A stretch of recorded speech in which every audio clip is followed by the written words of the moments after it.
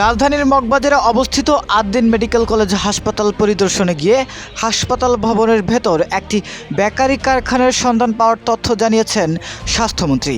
এ তথ্য প্রকাশের পর বেকারিটি দেখতে যাওয়ার চেষ্টা করলে গণমাধ্যম কর্মীদের উপর হামলা করে হাসপাতালের নিরাপত্তা কর্মী ও পরিচ্ছন্নতা কর্মীরা। এ ঘটনায় অন্তত ৩ জন সাংবাদিক আহত হচ্ছেন। এছাড়া কয়েকটি ক্যামেরাও ভাঙচুর করা হয়।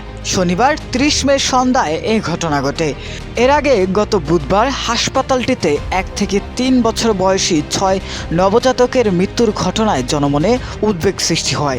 ওই ঘটনার পরিপ্রেক্ষিতে শনিবার বিকেলে হাসপাতালটি পরিদর্শনে যান স্বাস্থ্যমন্ত্রী। পরিদর্শন শেষে তিনি জানান, হাসপাতালের কলেজ ভবনের ৮ম তলায় একটি বেকারি কারখানার অস্তিত্ব পাওয়া গেছে। বেকারি থেকে নির্গত গ্যাস বা অন্যান্য উপাদান নবজাতকের স্বাস্থ্যের ওপর বিরূপ প্রভাব ফেলেছে কিনা তা তদন্ত করে দেখা হবে বলেও তিনি জানিয়েছিলেন।